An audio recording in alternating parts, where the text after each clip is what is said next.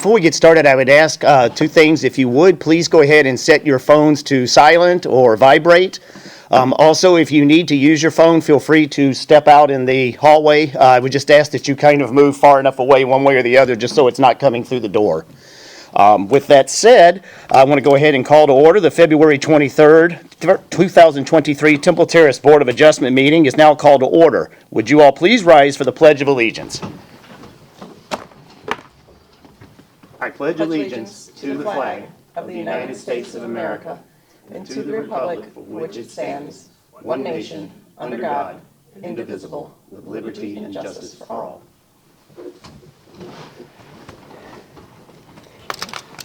All right. Roll call. Will the board members please state your name for the record? Eric Kravitz. Stan Cope. Stephanie Young. Tony Anderson. All right. Have all board members received the minutes of the January 26, 2023 meeting? Yes. Yes. Are there any corrections or additions to these minutes? No. One.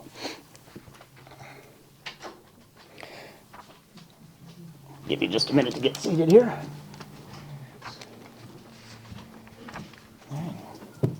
And would you go ahead and state your name for the record, please? Byron Longworth. Thank you. All right, with no additions or corrections to the minutes, do I have a motion to approve the minutes? Motion to approve. I have a motion. Do I have a second? Second. All right, all in favor of approval of the motion? Excuse me, all in favor of approval of the minutes with the motion? Aye. Aye. Aye. All right. Motion passes accepting the meeting minutes for the January 26, 2023 board meeting. At this time, I will briefly explain the Board of Adjustment procedures for tonight's meeting. Please listen, and if anyone wishing to speak on any of these matters discussed tonight has questions, please ask after I finish explaining the procedures. Each variance request will be heard separately, and the board may approve with conditions, or deny the requested variance tonight. Alternatively, the board may continue a case to a specified date upon the request of the owner or applicant. A staff report detailing the variance request and the staff's recommendation will be presented to the board by City Planner Gus Karpus. The board may then ask questions of staff. Applicant will then present their application and answer any questions from the board. Next, the board will hear from other persons wishing to speak on the application. Comments should be limited to relevant factors. The applicant will be allowed to respond to comments from the public. The board will then close the public hearing for discussion on the petition. Upon no further discussion by the board, the chair will ask for a motion. The motion must state the reasons for granting or denying the application. Staff will provide written correspondence to the applicant and owners after this meeting regarding the approval or denial of the application. If approved, the owner may submit the appropriate building permit applications, or the city may proceed with reviewing building permit applications that may have already been filed as a result of the board approval of the variance. However, please note that any action by this board is not final for 30 days, and if the applicant moves forward prior to the expiration of the 30 days, they do so at their own risk.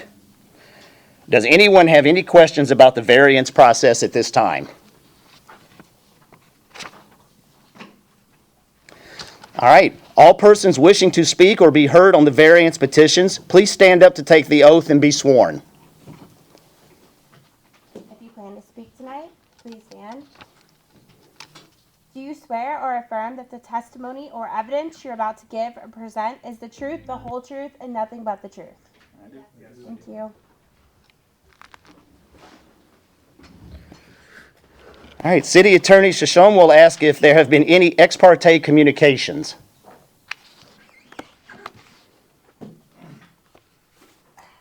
I'm going to ask each one of you There's nothing playing. to state whether you have received any ex parte communication concerning the matter that is before you tonight. Please state whether that, if you have received one, state whether it has been written or whether it's verbal. State with whom you had this communication, the sum and substance of the communication, and when and where this took place. If this was a written communication, then please state the same things, but provide also a copy of that to the clerk to be put into the record. So if we can start with Mr. Kravitz.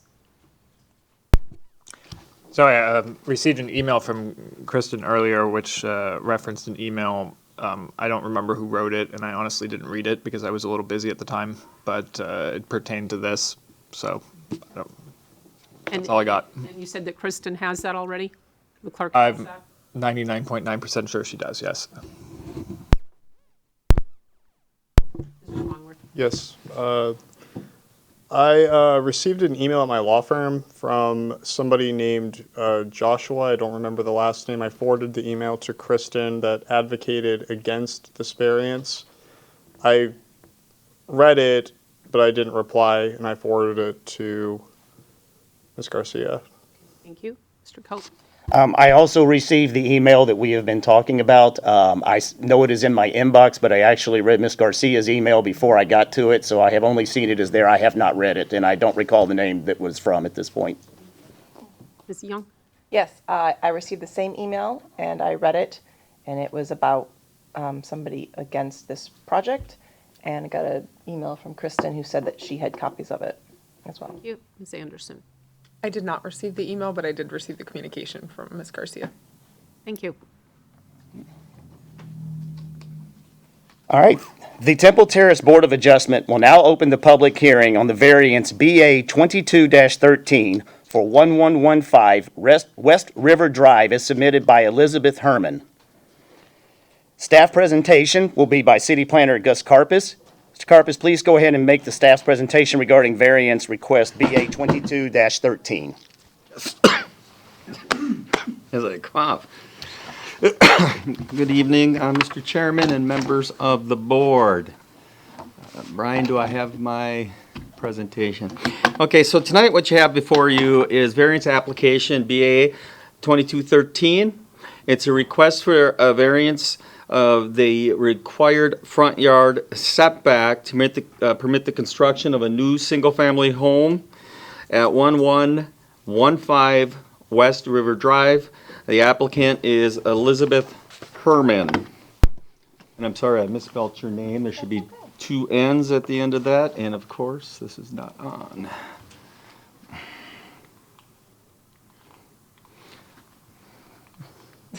Kristen? I'm pointing.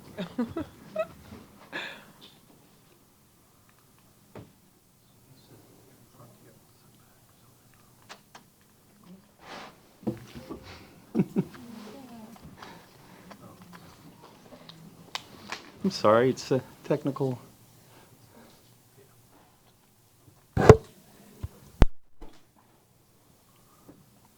Here comes the deputy clerk to save the day. I just spun him around too. Okay, you are awesome. Okay, thank you. Thank you very, very much, Kristen. Kristen, okay. You have got to be kidding me.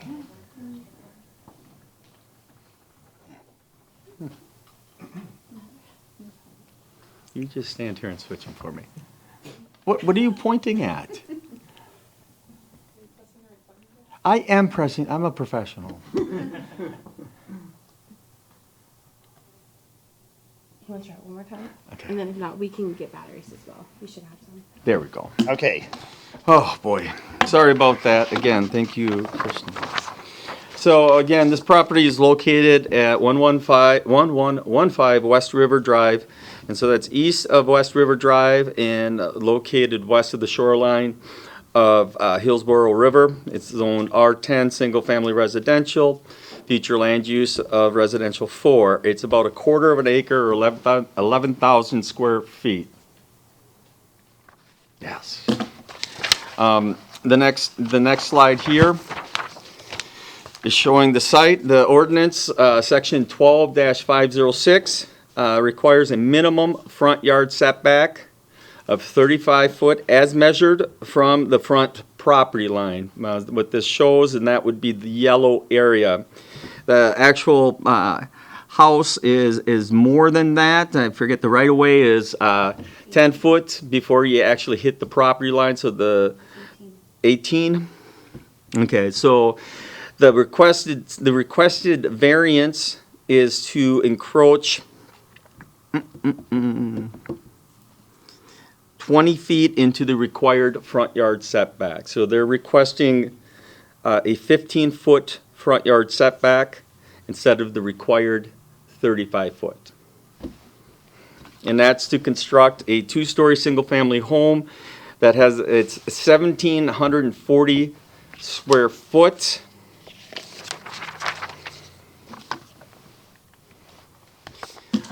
This is the proposed structure elevation of the home. The first story is all garage space. There's no living space.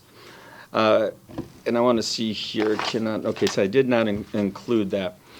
The floor plan itself, there is no access from the garage space to the second floor. This house has the actual foundation and living space.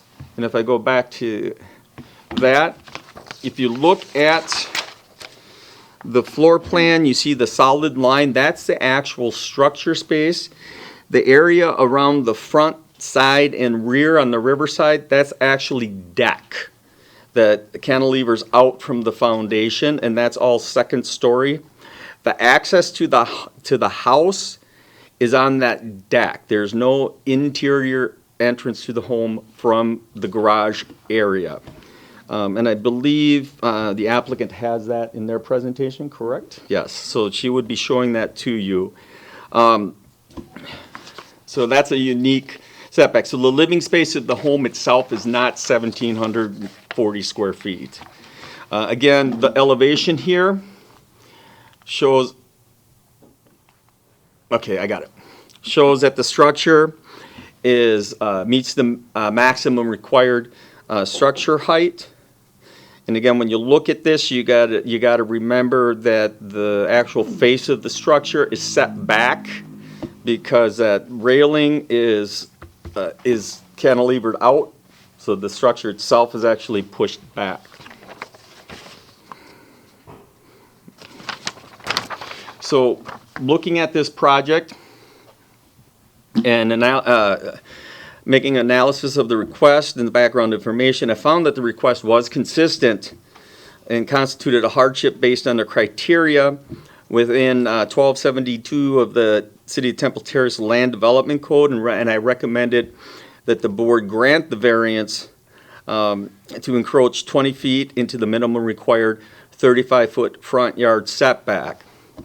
And unfortunately, you guys do have your screens here, and for those in the public, I apologize. This is really kind of small, but I will read my findings word for word.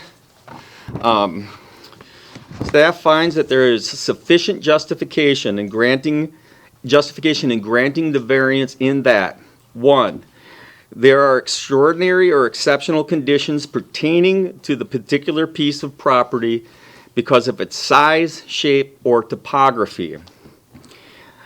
I feel that subject property complies with the lot area and dimensional requirements of the R10 zoning district and is consistent with other lots in the surrounding area. But there are topographical issues preventing the placement of the home within the ordinance requirements, such as the shape of the parcel, the location of the required wetland setback in relation to the required front yard setback, and the location of significant oak trees which push the house forward.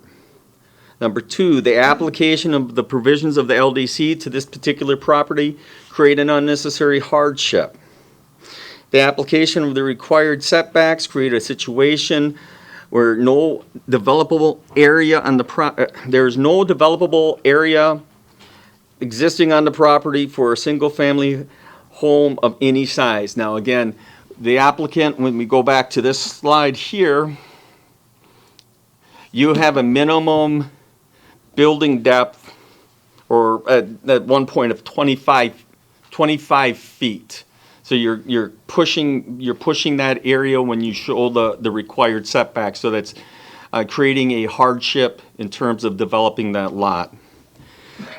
Number 3, there are peculiar conditions that apply to this particular piece of property. The shape of the property and the application of required setbacks creates a unique situation in that there is no building pad remaining. Again, it goes back to there where you apply the setbacks, and it creates a challenging building pad, I should say. Well, it's not, yeah, it's a challenging, unbuildable building pad. 4, granting relief would not cause substantial detriment to the public good or impair the purposes and intent of the LDC. The proposed use is consistent with the uses on adjacent properties and permitted use within the R10 zoning district. Furthermore, the section 12507 addresses reduced setbacks from delineated wetlands for properties platted prior to 1987, like this one, allowing a reduced setback from the wetland of 20 feet instead of 50. If it was a 50-foot setback, this lot would essentially be unbuildable at all because the setbacks would overlap. So this property meets that criteria, which then creates a building pad, but one that's a challenging building pad. Variances shall not be granted for a use of land or building or structure which is not otherwise permitted by this LDC. Obviously, the proposed use of the properties for a single-family home, which is a permitted use and will be engineered in the R10 district, and it will be engineered to meet all the FEMA requirements for being built within that flood hazard, flood zone area. And finally, if a variance is to be granted, it shall be the minimum variance which makes possible the reasonable use of the land, buildings, or property. The applicant's proposal complies with all applicable zoning regulations in terms of side yard setbacks, driveways, lot coverage, and structure height. The proposed structure's footprint, though it exceeds the minimum structure footprint by approximately 300 square foot, my interpretation of the ordinance is that that square footage was to prevent the underbuilding of lots, not to say that this minimum is the maximum you could have on small lots. I think what the intent of the ordinance was to keep people from building a 900 square foot, to circumvent the ordinance and build houses that weren't viable. So when I reviewed this, I looked at it that way, that what the applicant is proposing is a reasonable use for the lot. And when we look at the character of the neighborhood, unfortunately, this lot, it can only really be compared to one other lot because there's only one other lot built on to the south. And in that case, that lot is much larger. Even in that case, that structure, though not as much, slightly encroaches into the front yard setback by 3 or 4 feet. It actually has a detached accessory structure 10 feet from the river, concrete all the way to the river, whereas this one will have nothing, 20 foot between the river, wetland delineation to the river, all the way up. It does encroach more into the front yard setback, but that's due to the limited depth. But this is a platted lot that's been platted 60 years. And at the time of platting, the ordinance was obviously different than it is now. So I did recommend approval. I feel that it's a reasonable use for the property. And the applicant is here, does have some things obviously to say. And I believe members of the public are also here. So if you have any questions for me, I stand for them. Are there any questions for the staff by board members regarding this request? Mr. Lonsworth? Yes, this is Brian Longworth. I just have a question. I mean, I understand the issue of that not creating regulatory taking of this property, but my question is the real error that Temple Terrace made this an R10 lot and didn't just made it declared it buildable even though it's not buildable with the dimensions? I would think what happened over time, when these properties back when they were platted, obviously, and this is from other jurisdictions where I worked, a lot of these things were platted in the 20s. And back then you didn't have the environmental requirements you have now. I mean, you look at even now, if this lot wouldn't have been platted because you'd have a 50-foot setback from the wetland, which would essentially make this unbuildable to begin with. So at the time this property was probably platted, you didn't even have a 20-foot setback. And that's probably why at some point the city reduced that 50-foot to 20 for lots that were platted prior to that date, to at least give it some chance to be developed, because it is an existing lot of record that was platted at some point when it was deemed buildable. And again, that's just me, that's my best guess. But when these properties were buildable, the thought was probably they were buildable lots when they were platted. But ordinances change and stuff over time, which slowly takes away their viability. Does that answer your question? Thanks. Yeah. Thanks. Anybody else from the board have any questions? Mr. Kravitz? Hi. My question is about the platting prior to, was it 1987? I believe it says 1987, correct? Let me double check for you, sir. That's okay. I just wanted to know if you could elaborate a little bit on that, and specifically if there's a reduction of 50 feet to 20 feet for the setback. Correct. Is that then outside of the scope of a variance because it's 20 feet? Yeah, that's why they're not asking for a variance on that, because they don't need to. Because within the ordinance language itself, they only need a setback of 20 feet from the wetland because it was platted prior to 1987. So the only variance they are seeking right now is the front yard setback Okay, thank of you. 20 feet, yes. Okay, and I have one more question, if I may. Do you know by any chance if this is the first variance request that has been made on this parcel? There was one that was similar, where someone had come previously, and it was this parcel and one to the north. And in that case, they were looking for a front yard and a side yard, and I don't remember if they needed a hardcover or what. And in that situation, the way they located the house and the fact that they had a wider lot, the side yard setback got larger. So it was similar in that it included this lot, but it wasn't the same type of variances because it had multiple variances. Yeah, thank you very much. Any other questions from the board? All right, Mr. Carps, thank you. Yes. And I'm sorry about I do it at the council too, so you're not special. All right. Yes. At this time, we will move to the applicant's presentation. Would you please come forward and state your name and address for the record? Elizabeth Herman. I think you need to go, correct me if, yeah, on the backside of the podium there. Sorry, that's where the mic is.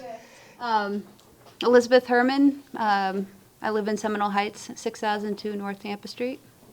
Okay, and you have 15 minutes. Please make your presentation. Thank you. Okay, stand here. Yes. Good. Okay. I thought I only had 3 minutes. Great. So, it's weird not looking at everybody. So, hi, my name is Elizabeth. I am an associate professor of graphic design at USF. I'm a Florida native. I grew up in Indian Rocks Beach. I am an outdoor enthusiast. When I'm not teaching at USF, you will find me jogging, bike riding, kayaking, and swimming. I tell you these things because I have been searching for a neighborhood that accommodates these interests. I've been looking for years on Zillow, and so this lot is dear to me because I have found a scenic sanctuary that I would love to call home.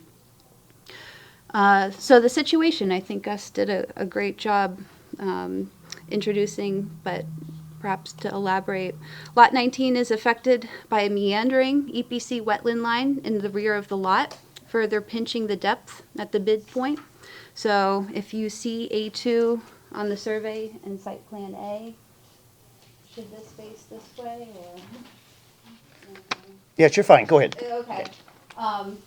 So A2, kind of, you can demonstrate how the wetland line is not linear.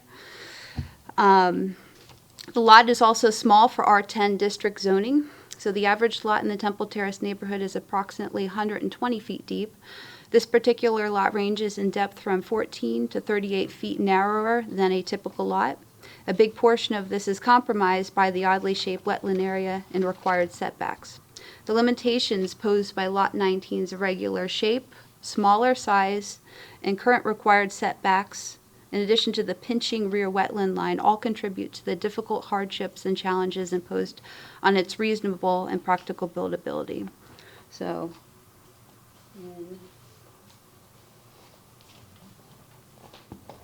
see, I demonstrate the overlapping of the front and rear setbacks, leaving only the small triangle of buildable area. So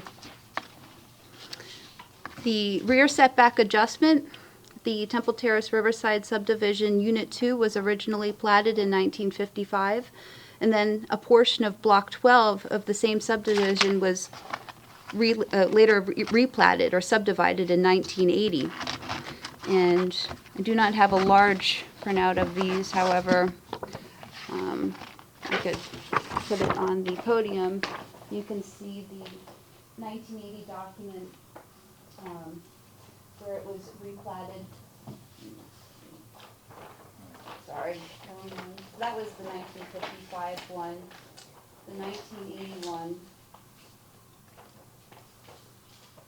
So here's lot 19 over here. So you can see, the jurisdiction line was not put into place until 1987. It wasn't even drawn on that map.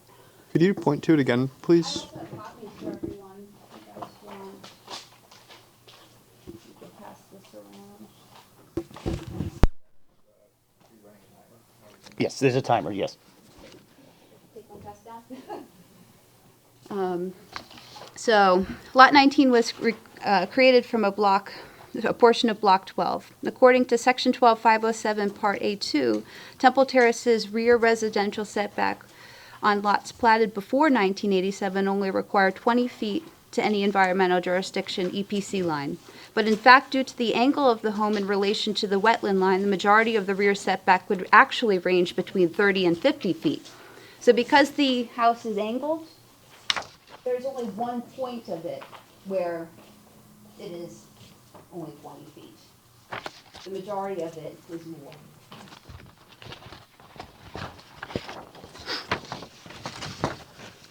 In Site Plan B, with only 22 to 25 feet usable depth, a rear setback reduction alone would still not afford sufficient space to build a modest, average-sized home. So, this is a diagram showing only the rear setback being applied and not the front.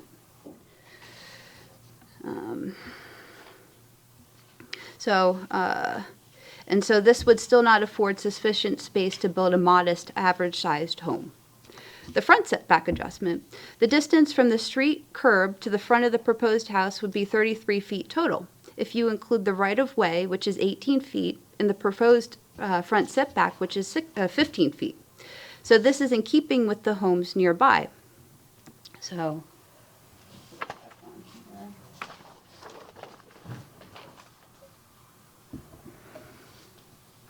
the home.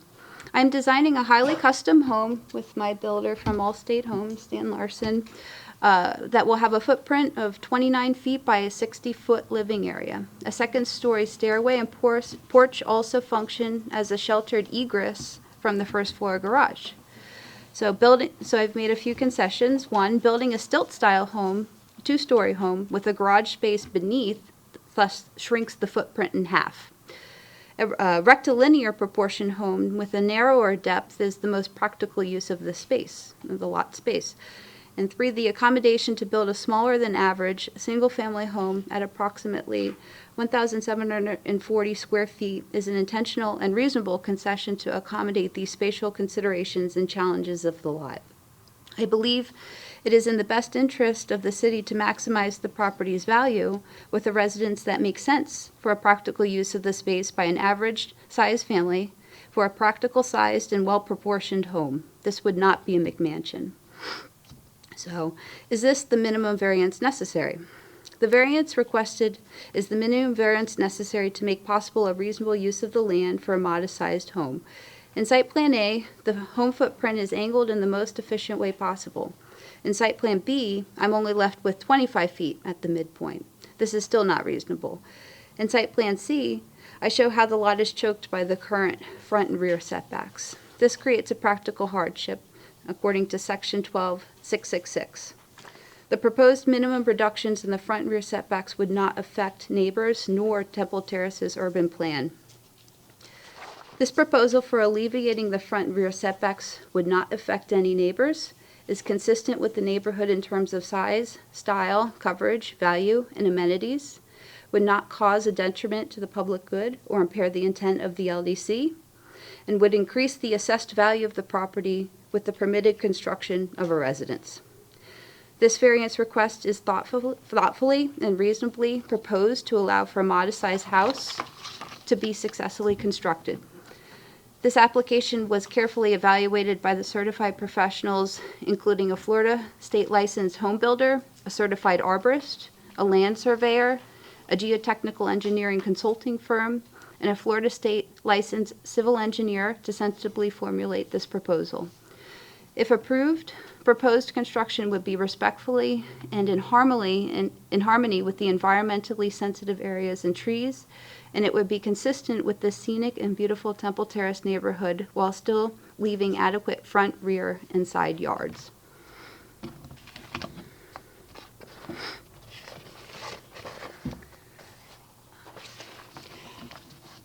I think that's all I want to say for now.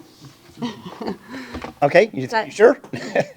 Questions? Okay, well, we're going to go right into that. Are there any questions from the board for the applicant? Is there anything I should have added? No question? All right, well, the chair will recognize Mr. Kravitz. You're on, sir. Good evening. Hi. Thanks for coming by. I saw in the packet from the staff a message here from the EPC of Hillsborough County, November 30th, 2022 to Xiaoming Wan. Yeah, so at the time when I submitted this application, I wasn't the owner, and then it was delayed. First, it was supposed to go in December. I was supposed to have my hearing, and then that meeting was canceled because I think people are out of town. And then my due diligence ended. I bought the lot. I think I sent the new deed from me to Gus. So that's why it's to address to him. He was that the gentleman owner. was the seller? Yes, he was the owner, prior owner. And the other question I have is, I'm just curious if you could, I'm looking at your visualization here. Yeah. And obviously, one of the things that drew you very much to Temple Terrace, as I understood, is the foliage, the trees, and Yeah. the sense of nature. I see in the front that there are 3 oak trees and a cypress, which are going to be removed. And I was just curious what process you went through here to determine that the 36-inch grand oak should be removed. I see that it overlaps with about 5% of its Right. indicated area here, at least in the visualization with the driveway. And of course, thinking one step further, in the sense of protecting these trees, reducing the front of the house by 1 foot seems like it would preserve that tree. So I was wondering if you could Yeah. make a statement about that. Yeah, so the 36-inch oak, so I spoke with Joe Ferris, the Temple Terrace arborist, and any trees over 24 inches have to have a 25-foot barricade. So that would go much into the house, the footprint, past the driveway. So anything over 24 inches requires a 5-foot barricade. Anything below 24 to 13 requires a 10-foot barricade. So that's why that one and the other 33 and the 24, they're too close to the house, not just the driveway. Well, I mean, is that your opinion? No, that's Temple Terrace, Joe Ferris, the arborist. So his recommendation was that rather than allowing this tree to be preserved too close to the house, that it would be better to chop it down?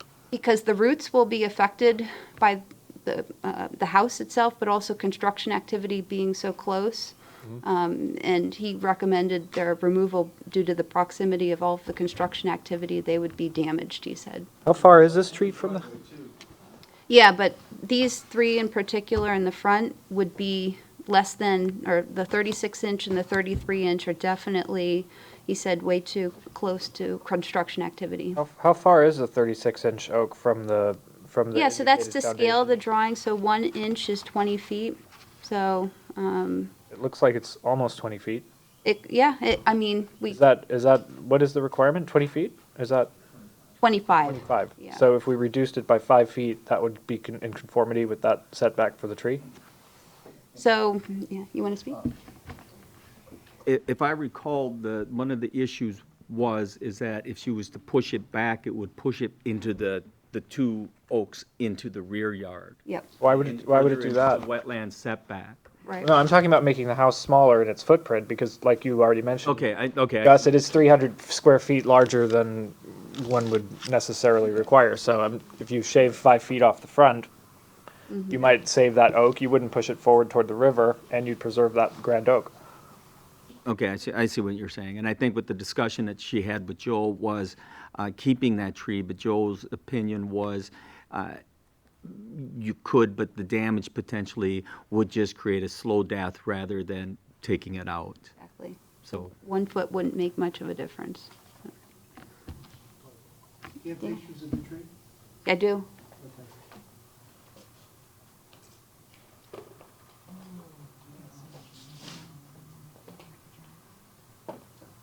Alright, so, here, this one is also, I had a certified arborist, talk about it, I can give you their evaluation, but it is rotting.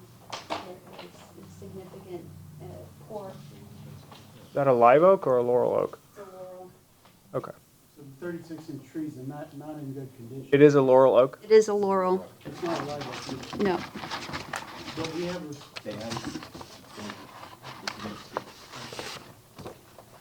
I work for the builder, Dan Larson. We have an alternative foundation we can do, which is a span system or a deck system if we're trying to protect a tree. And that allows you to encroach, as long as you run the span over the root system. So that is an alternative, but, I wasn't aware that it was a laurel oak. I was trying to get behind what this tree is and, try to understand that. So laurel oaks are obviously in a different category than live oaks would be. Yeah, it's laurel. All right. you. Well, that's all my questions. Thank you. Thank you. Yeah. All right, are there any other questions from any of the other board members? All right, thank you. Okay, thank you. Well, I won't ask are there persons wishing to be heard. I do know that there are people that wish to be heard, so I think we no doubt on that one. So what we're going to do is ask that if you're wishing to be heard, first of all, make sure that you did swear in when we did that earlier. If you've come in after that, please let the clerk know, and we'll get you sworn in. If you do want to come speak regarding this variance request, BA 22-13, please come to the microphone, state your name and address. I would ask that you stick to things that are relevant to the variance, and you will have 3 minutes. So who would like to go first? Yes, sir. Good evening. I'm C.L. Brooks. C.L. Brooks, and Do I do that, or do you? Well, okay, sorry. I've got buttons, but I don't think they do anything. I've been beeped before. All right, Mr. Brooks, go ahead, sir. Thank you. I'm C.L. Brooks. I live at 1102 West River Drive. I've been before the board here on different occasions for variance requests in our area. I am so opposed to this. I have petitioned our neighborhood, finding that more than 95% of the people are opposed to this. I didn't do it this time because I think that when we consider the fact that stormwater runoff, we have this unique little corner, the southeast part of Temple Terrace proper. Kids play, people walk their animals, It's a beautiful area. It's called West River Preserve. It adjoins that right around the corner. When we talk about there are setbacks that were set way back in the day, so to speak, yes, they were. But if we decide to take the lid off of this can of worms and allow this to happen, we are getting more requests and more requests because people realize what a jewel this area is. And that's why I'm opposed to making a variance, a setback variance to be given. Everybody needs to play by the same rules. And you look at all the houses there that have been built from back when that development started to current today, same rules, same setbacks. It has some uniformity. Yes, we don't have an HOA, and we're glad for that. But we do have rules, and we ask everybody to play by the same rules. I say one thing to each of us. What compelling reason do we have to do this? Because if you do, you're going to get a lot more requests. Thank you for hearing me out. Very welcome, sir. Thank you. All right. Who would like to speak next, please? Yes, sir. Please come on up. If you would, state your name for the record, please, and your address, and then you'll have 3 minutes, please. Thank you. Nick Hall, 711 West River Drive. And I must say that I can relate to a lot of what you said, Elizabeth. I too am a professor at USF, love kayaking, bicycling, the outdoors. But what I find odd is that given your passion for the outdoors, which I share, why you would want to build such a large house impinging on the green area around the property. I would be looking for something much smaller that would enable me to enjoy all that green space. I'd like to just add to what CL stated, and that is something that I don't think a lot of people are aware of. The first presenter commented that this has no impact on, I believe, individuals or persons' well-being or something to that effect. But, well, maybe I heard it differently, but it wasn't going to affect individuals. Well, it does. I don't think people realize it, but because of the setback of the houses, there are many magnificent oaks and other trees in the front yards, which many other neighborhoods in Tampa would not be able to accommodate. So that those of us who walk the neighborhood or cycle through it or even driving are barely aware that we're in a neighborhood because it's almost like being in a wooded area, especially those houses where the trees actually overhang the sidewalks and the road itself. And so that would be spoiled. Now, the one thing which is not relevant, but I'll just mention it anyway, is my objection is more to the height of a house, which blocks the view of the river. That obviously is not an issue in Temple Terrace, but I wish it were. When I lived in Grenada, there was a law in the country where no dwelling could be built higher than the average palm tree. That included hotels. All the buildings were 1 story or 2 max.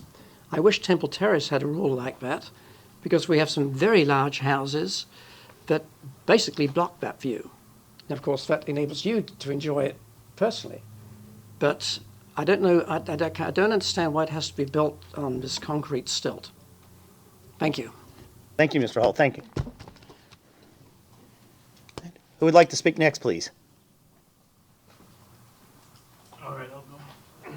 All right, sir, if you'll just state your name and address for the record, and you will have 3 minutes. John D'Amico. I live at 1116 West River Drive, directly across from this property.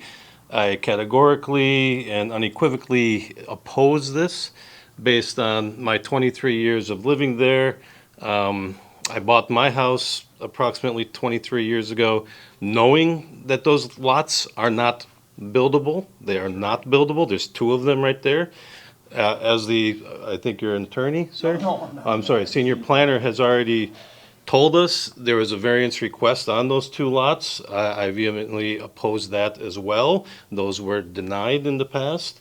These lots obviously are not buildable because they've been unbuildable or not builded on for many, many years since they've been platted or whatever, however long that is. So my concerns are related to a few things specifically. One is the quality of our life in that neighborhood. When I moved into that neighborhood, I absolutely love the trees, the surrounding area there, and the wildlife associated with it. I think that if we set this precedent, what's going to happen is the unbuildable lot next door also becomes buildable, okay? Because why can you build here and not build there? If I was someone, I'd buy that lot and start building too, okay? So what are we gonna do? That lot, where is it gonna stop? Now we lose all of our trees there. We lose the owls that I hear every night. That's right. We lose their prey that they're supposed to be preying on, okay? And so it's because somebody wants to move into a lot that hasn't been built on for years, but feel that they're entitled to build on it. So in addition, I don't agree that the house won't be too close or doesn't, or that will, I don't agree that the house will look like the rest of the neighborhood surrounding houses. In the variance request in 2005 or 6, whenever that was, I did that study. This house will be much closer, significantly closer, about 2 times closer than all the other houses in the area, so it will look not uniform to the houses around it. In addition, what other comments do I have about it? Okay, the height, but I don't know. It sounds like it's within some legal height. Of course, it's not also within the uniform look of the neighborhood. Any houses in this area are all single-story houses. If you look, there's one double-story house down the road that's not visible from this. But okay, considering all that, I really oppose it, and I think that it would be dangerous for the city to set this precedent. So, and I put my faith in you guys to see the same thing. So hopefully you do see that, and thank you very much. Thank you, sir. Yep. Thank you, John. Is there anyone else who would like to speak? Hi, would you just state your name and address for the record, please? And you have 3 minutes. Sure. My name is Desiree Chichula. I live at 1111 West River Drive. I'm turning to face my new friends and neighbors because I'm happy to tell you we'll be moving in 60 days. So the loving renovation we've been doing to bring that Temple Terrace mid-century gem back to life is almost complete. I have next door neighbors with Elizabeth. My home is most impacted by this. And sadly, I am vehemently against the proposed property. I take issue with 2 specific determinations that have been made by Gus. One is that he said that it's not detrimental to the public good.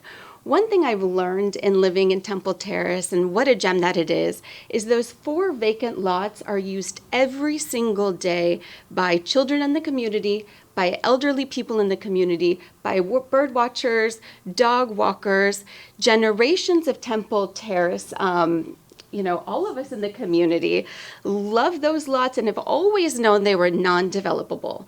When I purchased my property, I reached out to my previous neighbor asking, what's the deal with those? I'm not able to develop them. They're green space. I thought I won the lottery on both sides, West River Reserve, the other side of the property as well. Seeing the footprint Elizabeth has proposed, it's just way too large. She has encroached on so how much time do I have? I'm gonna give a quick little aside story. I'll bring us all back together. One of the things I wanted to do with my property was put a fence up front. Temple Terrace has an ordinance of only 3 feet. So Gus and I talked, 3 feet, you can't, that's not standard. A 4-foot fence is what's standard. To buy a 3-foot fence, you're paying $150 more. I said, Gus, come on, it's 1 foot. And what Gus said to me is, Desiree, if we allow you to put a 4-foot fence up, we have to allow everybody to put a fence up. That's procedural justice. Variances are there for a reason. When we start to make exceptions to it, what it does is erode public trust. It's not a secret that there's been an eroding of public trust within the city of Temple Terrace. I think we really need to respect and make unbiased decisions grounded by transparent reasoning that are across the board and not make exceptions based on, somebody's desire to come to the community. I do believe that it's an extraordinary condition for a reason. The lot is not buildable, and the property that is proposed is exceedingly large for the buildable area, not in keeping with the harmonious nature of the neighborhood, will really destroy it. And for all of us in this room, it's detrimental to the public good. 3 seconds left. Thank you. Is there anyone else who wishes to be heard tonight? Oh, please come on up. Thank you. And So I was not sworn in. I was one of those late people. that's fine. We'll just take a moment here and get you sworn in. Sorry. You're fine. Do you swear or affirm that the testimony or evidence you're about to give or present is the truth, the whole truth, and nothing but the truth? Yes. Would you state your name and address for the record? And you have 3 minutes. Sure. Rachel Pulowski, 6702 East 113th Avenue. So I'm actually on the other side of Temple Terrace, which I think I'm probably one of the few from this side that's here. But like she said, I am also one of those multi-generational residents that is here. My parents live here. My kids are here, obviously. And we frequent over there a lot. My oldest is in Scouts, and so we are over there at Scout Park a lot, but we also utilize that area with them as well. So, you know, we have a lot of wonderful, beautiful places to play, and I think it would be good to keep it that way.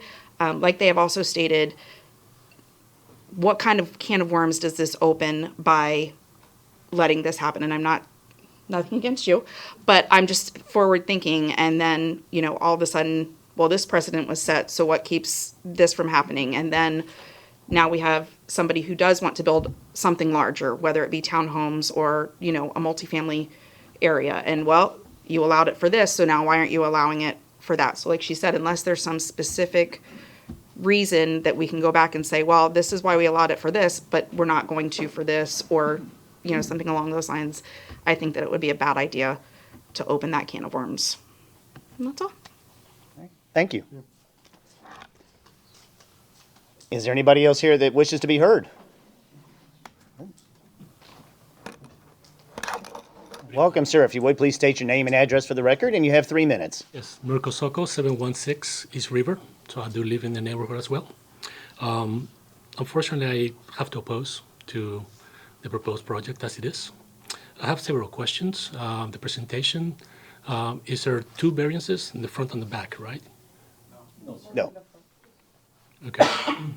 The agenda says 2. Okay. So they said 22 on the back and 15 on the front. So just double checking. I left a couple of voicemails to Mr. Carpas. No response. No, it's okay, and I understand. You know, we're all busy. But so I was wondering, are these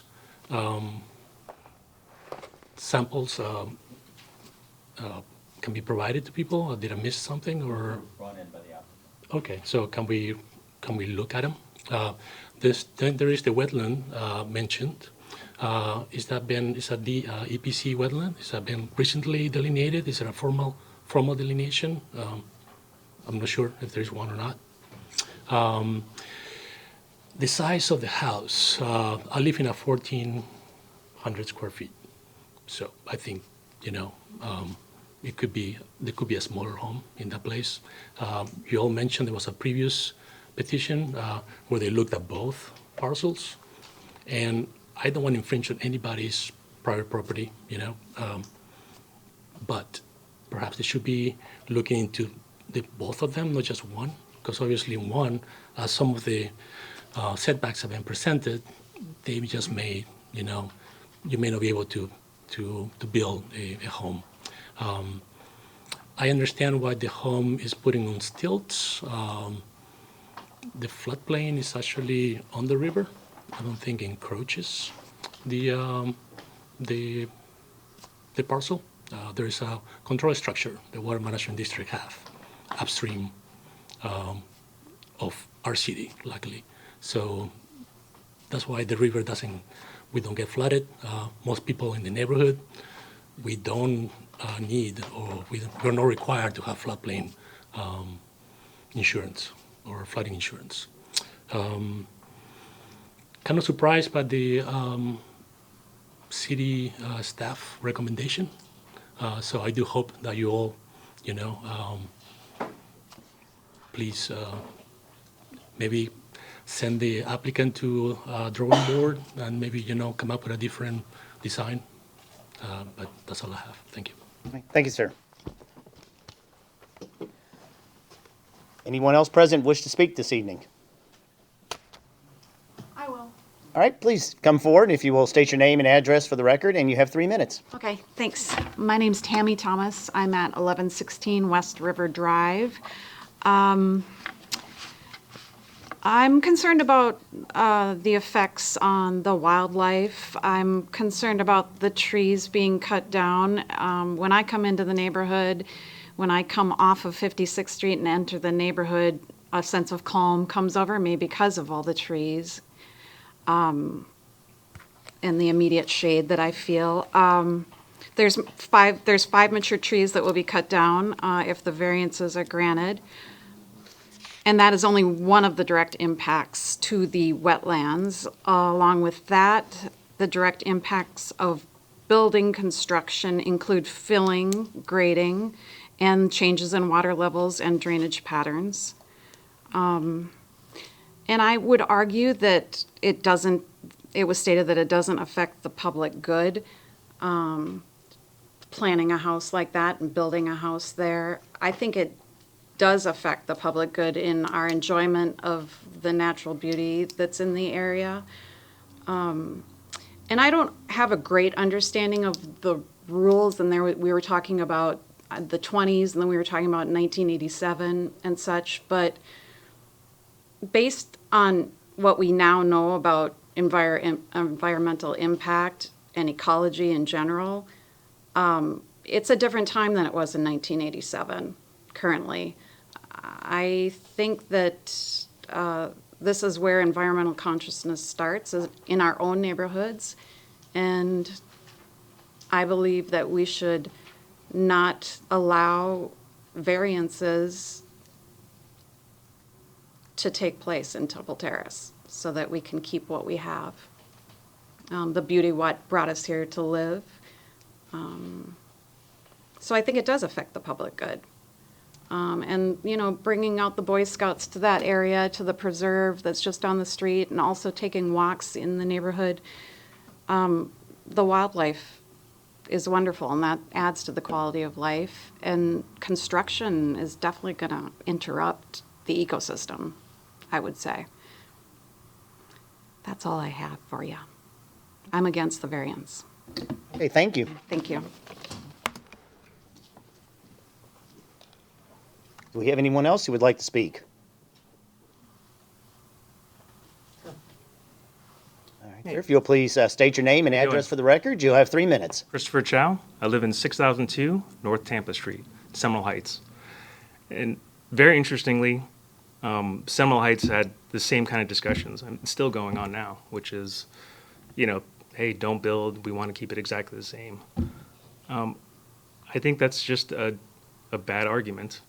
Things are going to change, and I think things are going to change for good. And I think a lot of these people here want to see this board go away, but I think it makes a lot of sense to have a board to make those variances. That's what variances are for. I think that's what this board is for, to make sensible exceptions to the rule. The rules do not rule us.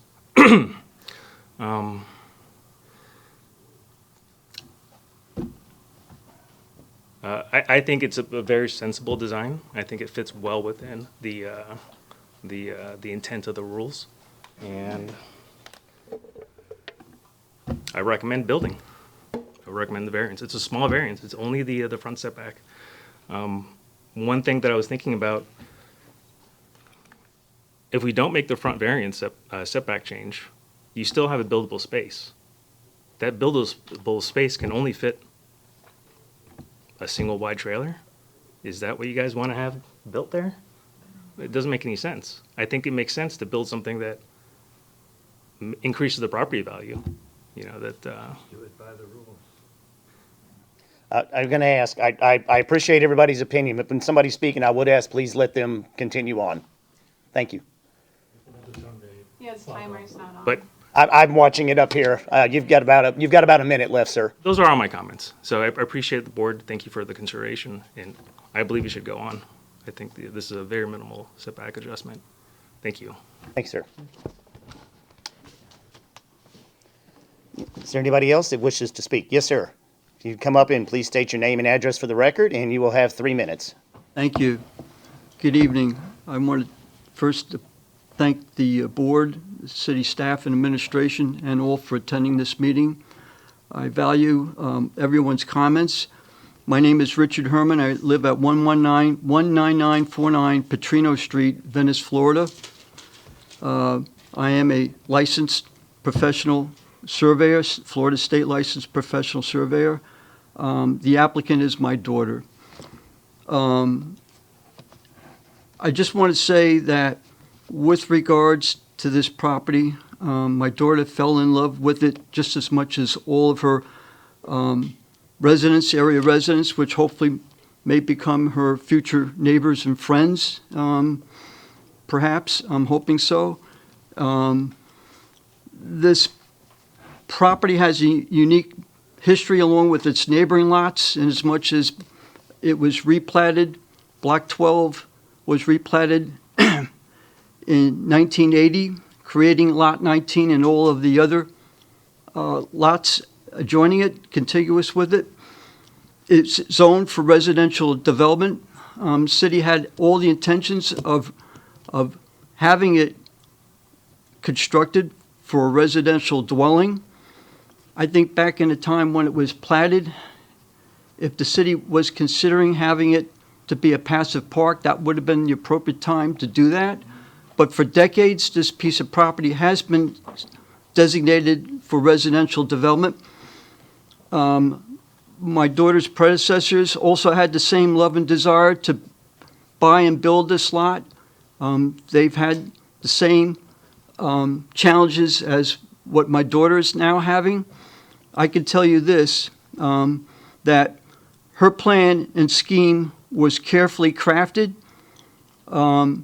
She had all the expert technical and scientific advice from professionals such as arborists, certified arborists, land surveyors, a geotechnical firm, a licensed civil engineer, and a terrific and renowned home builder to help her craft this. This was not capriciously or arbitrarily slapped together.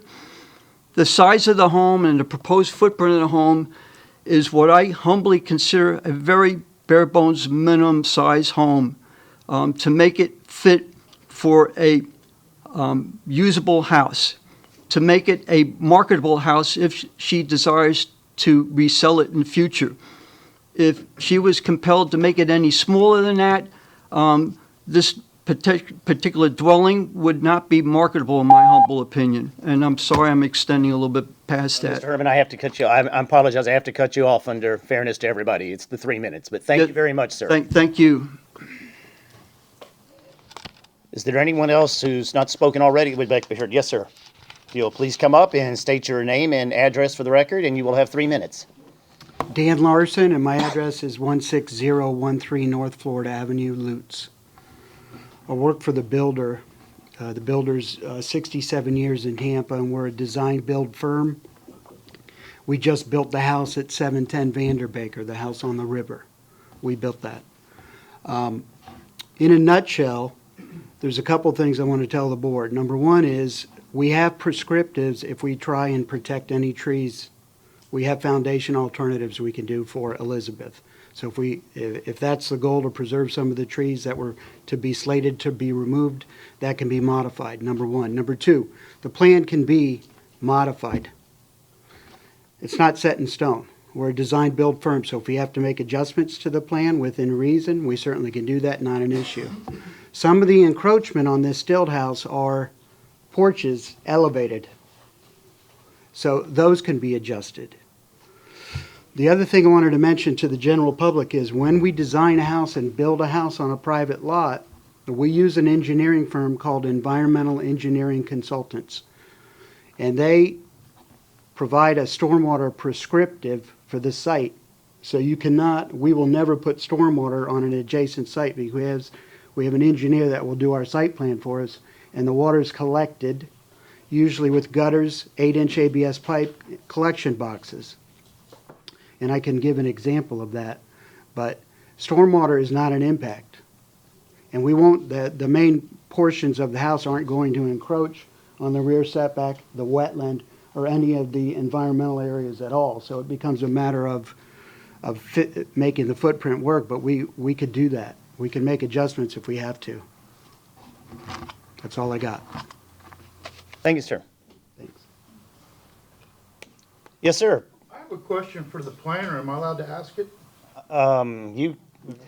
You need to come up. I can give you your 3 minutes. You can do whatever. You can make your statement, sir. Swear in. I don't know. Okay, we'll need to get you sworn in, please.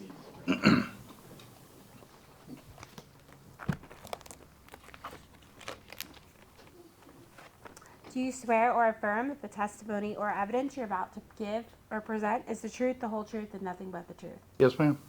Sir, would you state your name and address for the record, please? Rick Maslin, 714 Vanderbaker Drive, right around the corner from the property. So mine is more of a question and understanding the footprint. We keep on talking about the footprint within these right-of-ways and these different variance zones.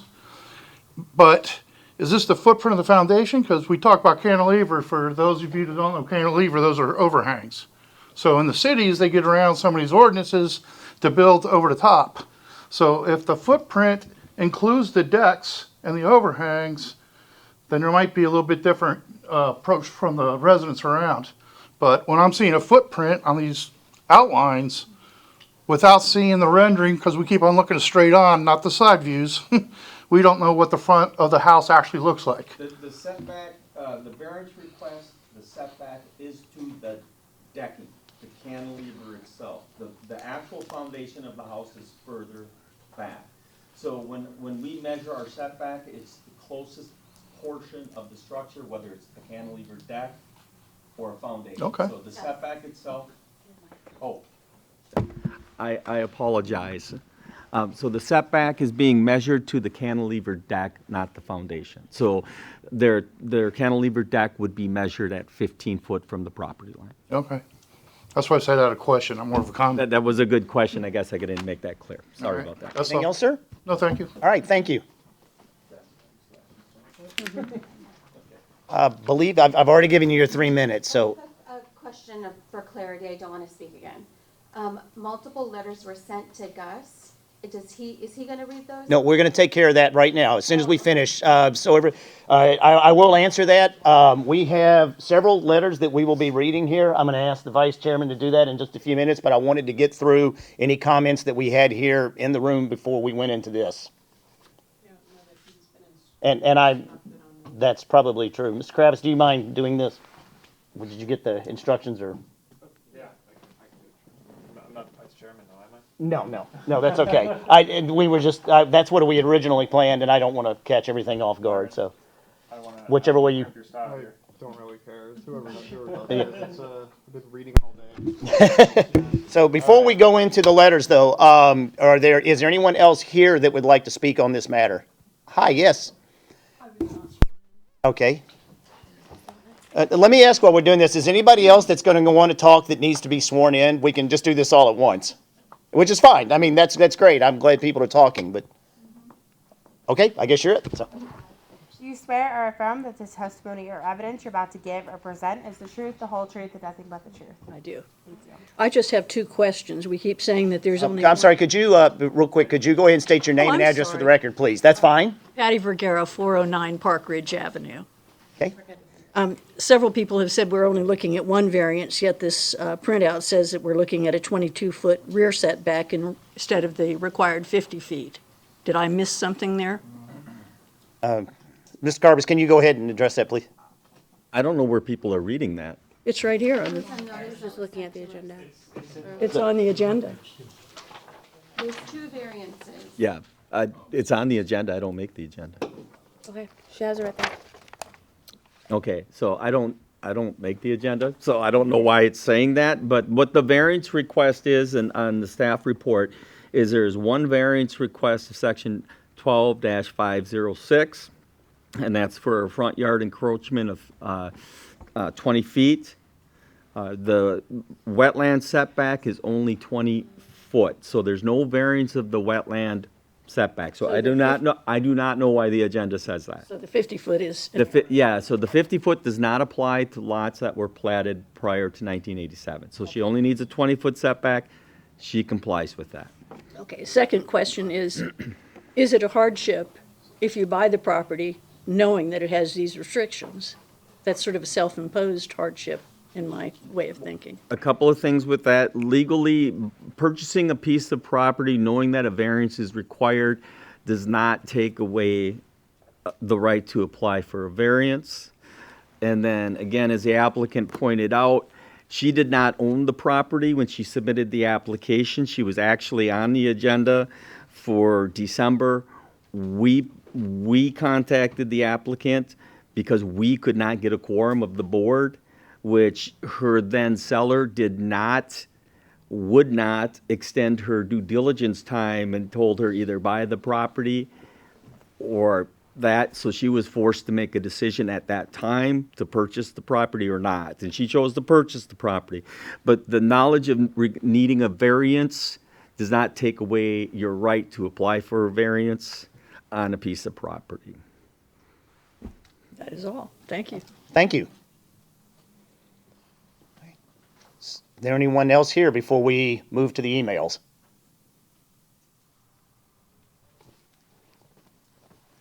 All right, Mr. Kravitz, if you will please go ahead. What I'd like to ask you to do is did you get the instructions earlier? Okay, very good, sir. I'm also going to ask if anyone who sent an email is in the audience, because do we need to read it if they've already had their 3 minutes? I'm not sure what the protocol is on that. No, if they're actually here, then that was their presentation. Right. They don't get to speak more. Right, that's what I'm thinking. Okay, so do we have a Matthew Palm in the audience? Okay. So Matthew Palm writes, "To whom it concerns, my name is Matthew Palm, and I'm a citizen of Temple Terrace, parenthesis 340 Ferncliff, end parenthesis. I am requesting that the following statement be entered for tonight's hearing for variance request for application BA22-13 folio 202780-0138. Please confirm receipt and entry into records. As a nearby neighbor to the property, I frequently walk/bike/kayak by the property requesting a variance. I believe that the city should approve this request. After reviewing the application and the site plans, I think the site owner has done a great job of creating a home plan that fits in with minimal disruption to the nature and ability to try and work with the city on the lot that has been made available to them to put a home on. I feel that this shows a lot about the owner's character and would be grateful to have a neighbor that is focused on saving the environment as well as building on our thriving community. Thank you, Matthew Palm." Do we have a Mike Cady in the audience? Hi, Kristen. My hope is that you are having a wonderful week so far. I will not be able to attend the hearing tonight. You want me to read the stuff that's in the brackets, not outside of the brackets? Okay, sorry. Cross wires there. All right, I'm going to fast forward to the good part. From what I understand, 2 variances are being requested/considered for the project. This area of our city is so beautiful and charming. I think that if the project proceeds with the variances being approved, it would negatively impact an aspect of our city that we all cherish. All right.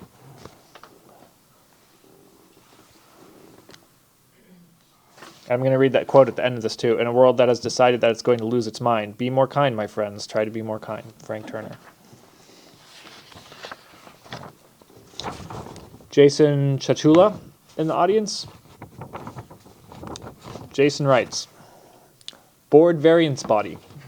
I am writing about concern for 1115 West River Drive. I am a longtime resident and would be a current neighbor to this project. I am very much in favor of development and further advancement of our community. However, this project goes against what makes Temple Terrace special. They are asking for not 1 variance, but 2. This brings up some huge concerns. Safety/general aesthetic. Temple Terrace is a special place. We have properties that are all set back from the road and on large lots. 1115 West River would just be feet from the road. This would affect future plans of sidewalk, utilities, and other improvements. The lot is so small that the house would take a majority of the property. No other house follows this model in this area of Temple Terrace. This house would be allowed to be built just feet from the road, a road that is a straightaway for speeding drivers. Putting a house at the end of that straightaway on the curve and only feet from the road would be a recipe for disaster for residents and the homeowner. Environment. The environmental setbacks are unacceptable. We have destroyed the environment enough in the Tampa area, and this one of the last pristine areas of the river. The setbacks are there for a reason. There are nesting birds and alligator nests on / and around that property that will be affected. There is a very important reason we have those setbacks, and for us to forego those would be devastating. Other houses that are on the river were built years and years before current standards and information that we have now on environmental effects. Most of those houses were built with their rules and standards that they had to follow at their respective time. Have we as a community consulted with Swift Mud and local environmental groups to see what their opinions on the project are? There are options to purchase other properties next to the parcel, which would enable a house to be built that follows our current setbacks and guidelines to make this project happen. If this proposed project is allowed to go through as is, it sets a precedent that our setbacks and guides mean nothing, and they are there to be changed each time. We are changing the look, feel, and environment of Temple Terrace, and we don't have an opportunity to turn back. I encourage you strongly to turn this project down. There is a reason that this property hasn't been developed. Let's not change that. Is there a Remington family in the audience? Okay. Dear Sir / Madam, our family have been TT residents for the last 8 years. If anyone gets tired of my voice, just let me know. I'll hand it off to someone else. Our family have been TT residents for the last 8 years. We were provided this email so we could state our position concerning 1115 West River Drive. We'd like to ask the city, please do not allow any variances that encroach on the wetlands. It's our duty to protect our nature and our animals for the benefit of our children. Thank you for your time, the Remington family. Do we have a Lindsay Pera in the audience? Okay.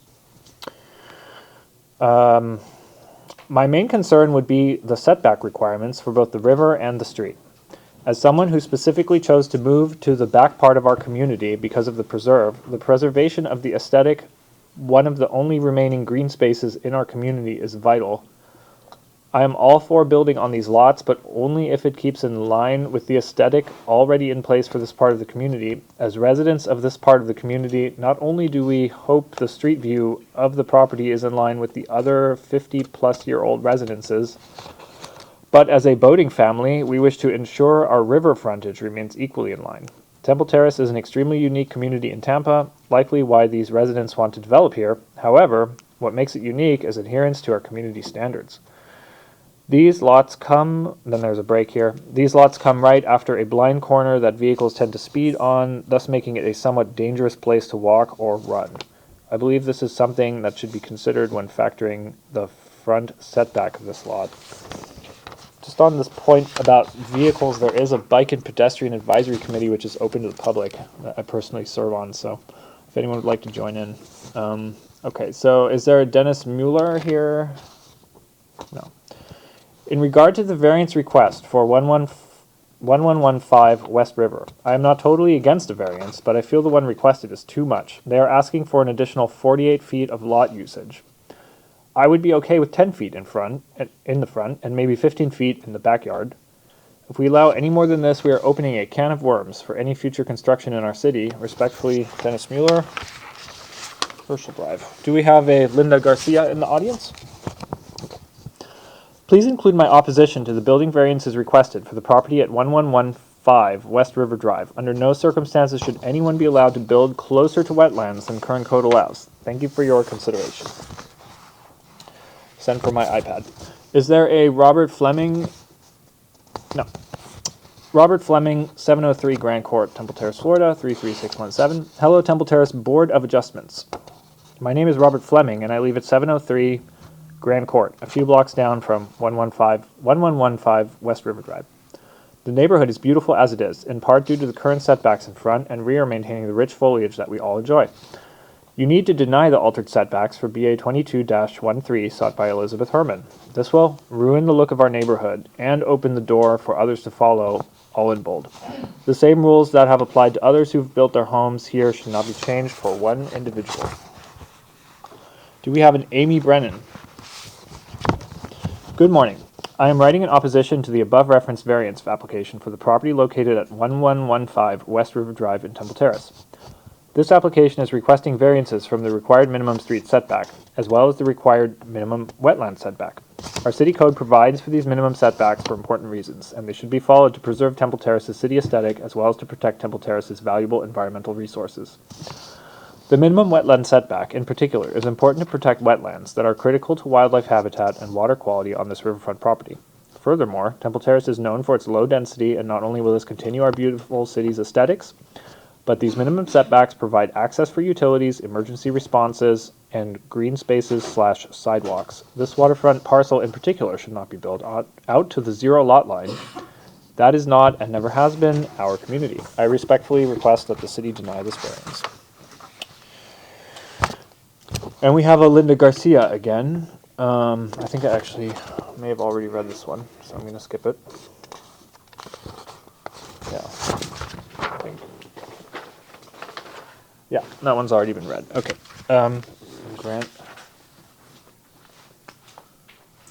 Grant Para.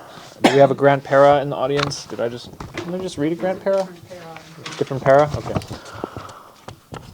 Good evening. I have many concerns regarding the development of this property. I strongly urge you to disapprove both variances. There are 0 houses in the neighborhood where the front of the house is that close to the road. This isn't Brooklyn, New York. The wetland setback shouldn't even be an option for a variance. I understand there are a few houses that were built close to the river many years ago. Perhaps the setbacks were different back then. Either way, we must not allow another dwelling to encroach on what little wetlands we have remaining. If the property owner can achieve a plan that fits within the established setbacks, then I will welcome them to the neighborhood. Do we have a Robin Gordon in the audience? Okay. To the members of the Board of Adjustment, I'm writing to oppose granting a variance for the construction of the home at 1113 West River Drive, I presume he means 1115, in terms of the distance from the wetlands. We have always had very strict rules in place for the size of the home allowed on a particular size lot, as well as allowable distances from property lines and wetlands. These are essential to keep the quality of neighbor-life, but in the case of the river, it is imperative for environmental reasons. We need to protect the wetlands and all that they protect in return, namely the wildlife, aquatic life, and the security of the shoreline. It is also potentially dangerous for the home itself. The river has changed a lot over the years. The water is now kept at a much higher level than it used to be. It will continue to change and evolve, and it needs to be kept healthy. Do we have a Catherine Duncan in the audience? Okay. Dear Ms. Garcia, I'm unable to attend the hearing regarding property currently for sale on West River Drive, but am writing to strongly express my objections to allowing any construction that will harm the wetlands and wildlife on that property. I was horrified to see the for sale signs and had hoped that the city would buy this land, as that property should be protected. The effort to build on this site should be stopped. As a longtime resident, I have unfortunately had to cut down a few trees, most recently an oak that I treasured. I had no choice because it was diseased and dangerous. In doing so, I needed to comply with city code that forbids cutting down our beautiful trees unless absolutely necessary, and was happy to do so. If the city allows new construction that destroys healthy trees, there is an inherent unfairness and hypocrisy to longtime residents who have complied with the justifiably strict rules that have protected nature in Temple Terrace. The strength of Temple Terrace is its natural beauty. Please do not allow new construction to destroy that. And that, ladies and gentlemen, is that. All right, thank you. A lot of reading. Mr. Karpus, I believe you have a couple of things you need to add based off of what we just read. So please go ahead, sir. Yes, Mr. Chairman, member of the board and members of the public. Somewhere along the line, there was some confusion between the staff report and the agenda. A variance is not being sought of the wetland setback. So there is only one variance, and that's 20 foot of the required 35-foot front yard setback. So there is no variance. The required setback from the wetland delineation is 20 foot. There's no variance needed. And regardless of it being a reduced setback from the normal 50-foot setback, that reduced setback of 20 foot is permitted by the code, and that is the ordinance that's in place now for properties platted before 1987. So that is why there is not a variance required for that. So there is no variance for the wetland setback. I know it was mentioned in a number of those emails, but I just wanted to clarify. And I understand the reaction based on the agenda, but that is not a variance. That was not part of my presentation. And I would agree with them that if there was also a wetland setback variance, that I probably would not have had the same recommendation, because I agree that the wetland area is a much more protected area. That's just my 2 cents there. Thank you. Thank you. All right, is there anyone else that has not spoken already that wishes to speak? All right, Ms. Herm, you have the final word. Do you have anything you wish to present in light of public comment or board questions?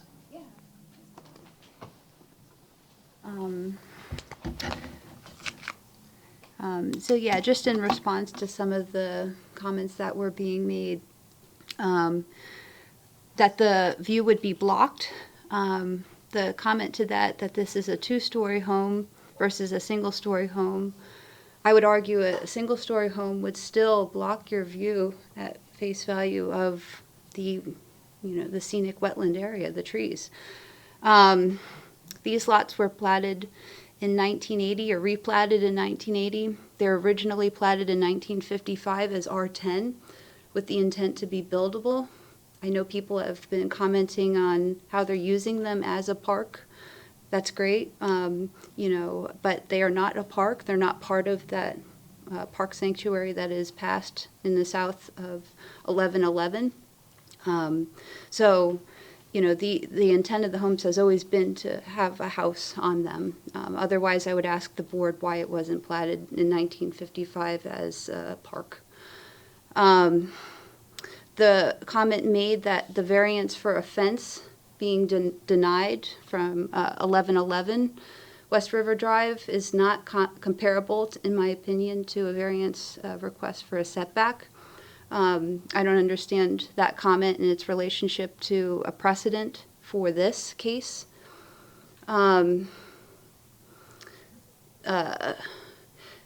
2004 application, the meeting from that one presented lot 19 and 20 together. It had the side setback as a request to be alleviated. The side setbacks is a percentage of the lot width, so it would have been 200-foot stretch, meaning 20-foot side setbacks on either side. Lot 20, I want to show a view of all four lots, 19, 20, 21, and 22. So you can see it's not going to be a precedent. Let me see here. I seem to have lost too many papers. Oh, it's already up here, that's why.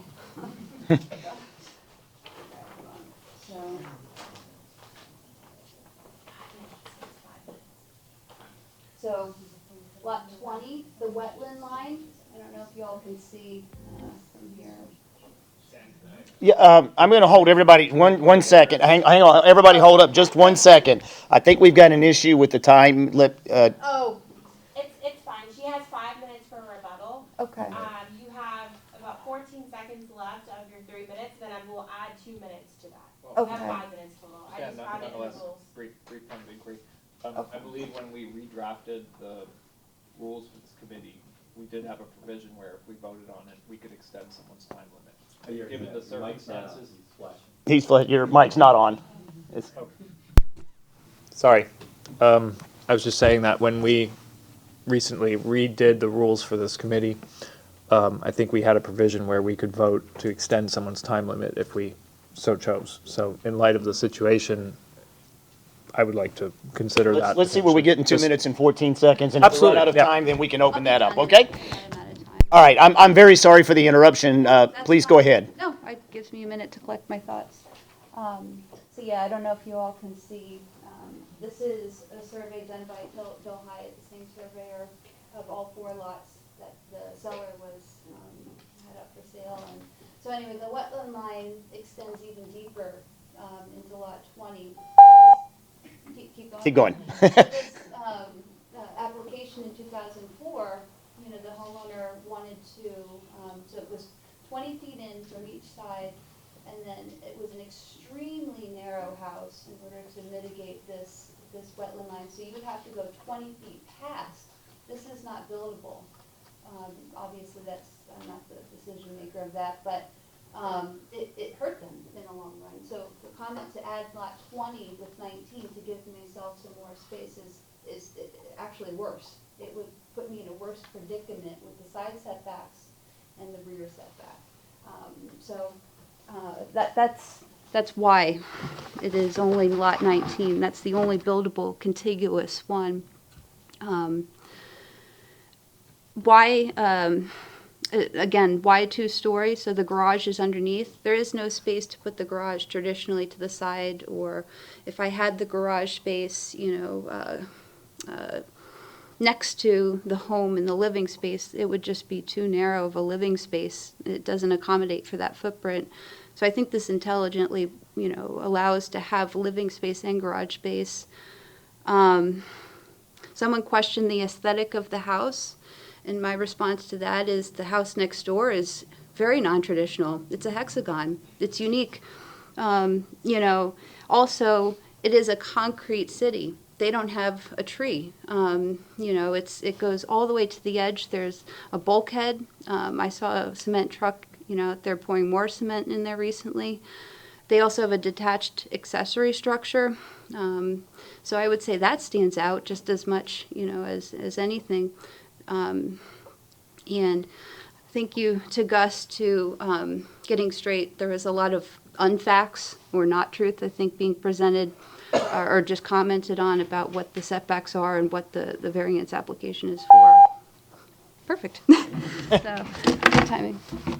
All right, thank you. Thank you. All right, at this time, if there are no further comments from the Board of Variance on BA 2213, I hereby close the public hearing and the board may discuss the application. Can I ask a question to Gus? Well, I can go ahead and recognize we're discussing, so yes, you can do whatever you like, so go ahead. I had a question for you. And I do appreciate the fact that you tried to make this as small as possible to accommodate the space. I just want to put that on record. But one thing you put in your staff report is the shape of the property and the application of required setbacks create a unique situation. Based off of what she just shared in that with the other vacant lots in the area, are we creating a precedent for future owners of those lots to ask for variances for similar situations? Each request has to stand on its own merit. And so, as she noted, this parcel on its own creates a better situation than it would have if she had added the other parcel. Now, this parcel has a building pad, as small as it is. If you take that next lot, is it going to have a building pad? The board would have to take a look at that. I can't speak to the buildability or whether there's a hardship present on that next lot because I don't see anything. Yeah. But when I look at this parcel, you have a legitimate building pad that creates a situation where can you put a reasonable house in there. That adjacent lot, even if you look at the old application, when you apply the setbacks, I could look at it and say, well, no, this lot just doesn't lend itself to being built on. Okay, I agree with you. I think we're looking at the land, though, not necessarily the structure that's put on the land. And so if we're looking at the land of the other lots, is there reasonable... And the applicant pointed it out here where the depth of the lot, the depth of this lot, the though it's not as deep as the typical R10 lots, it's still deeper than the adjacent lot. And the setbacks on an R10 lot are a lot more restrictive. As far as the front yard setback. If this is in an R7 or something like this, obviously it's a very different situation. She wouldn't even really be looking for a variance. But the fact is, based on the increased setback of the front and the rear, and yes, it is in the R10, that's where it sits, that's where the city has it zoned. So there's a hardship based on that setback criteria, how the shape of the lot is, how the wetland, as she pointed out, the wetland, only a portion of the house, if that wetland, the shape of the lot in the back, could be that wetland line, if that was shaped differently, the lot was shaped differently on the riverside, it could be pushed back and she could possibly meet the setback with just a minor adjustment, but she can't. And that's where I go into the characteristics of the lot, create a situation where she can't use a building pad because it pinches based on those lines. Okay. Thank you. I have a comment. Okay, please, go ahead. All right, yes, you did a great job, and I think you have all the best intentions, on this beautiful lot that you have on the river. But just, where I come from. Oh, I'm sorry. I've had it off the whole time, so you can't hear me.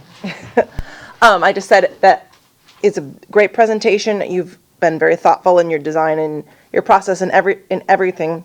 However, you say it's an unusable lot.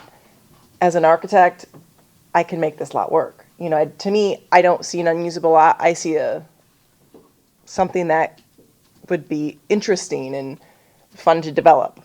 That's just my 2 cents. It's not a large house. It's extremely modest for the houses in Temple Terrace. I live in a 1,500 square foot house, so it's not much bigger than mine. And I have 4 bedrooms and 2 kids and a dog, and we make it work. So it's not a large house. I think that with a little rework, like your builder said, he's willing to do it and work it. I think you can make this 1,700 square foot house fit on that site without going for a variance, without having to deal with people complaining. Because, if you can just build this following the codes, there's nobody stopping you. And I think it could be great.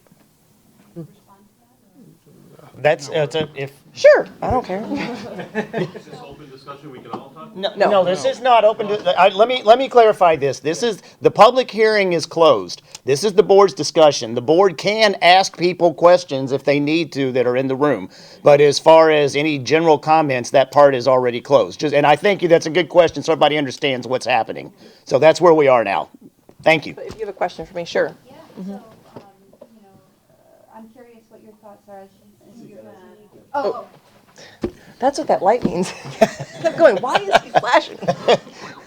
So, yeah, I guess, in your professional opinion, where would you find that extra space, without getting that variance? So I think it's helpful to put this one up, which you're saying Yeah, I mean. without a variance. This is 25 feet wide. Mhm. It would be an extremely narrow, single-wide mobile home. It's all that a standard bed, standard sized bedroom is 12 feet. So you have I design houses all day long and stuff like that, but you have 2 12-foot bedrooms with a 4-inch wall in the middle. That's 25 feet.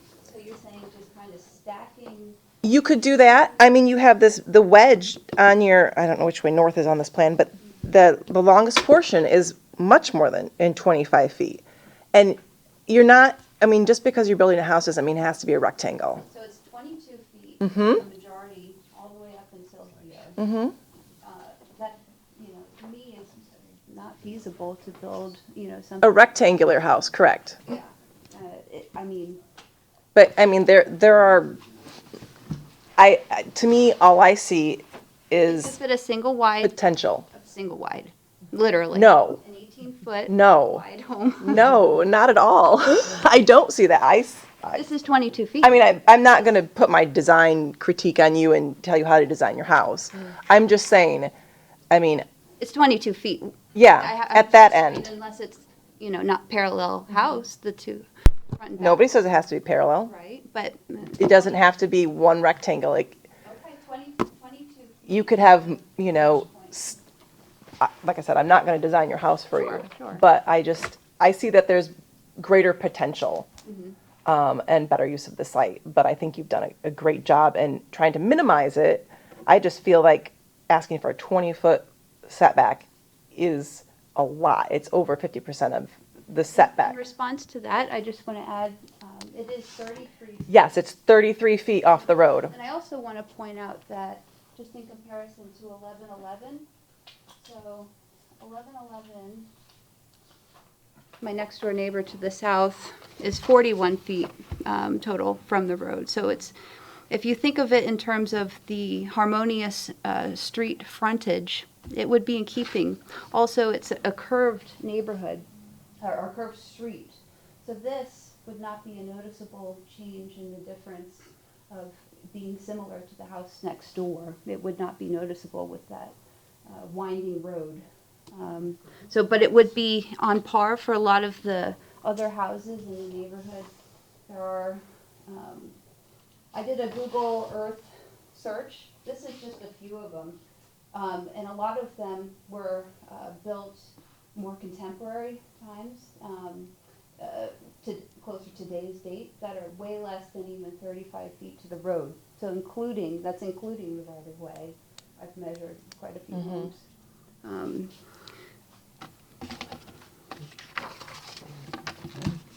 Do you have anything further? I don't. Thank Okay. you. Welcome.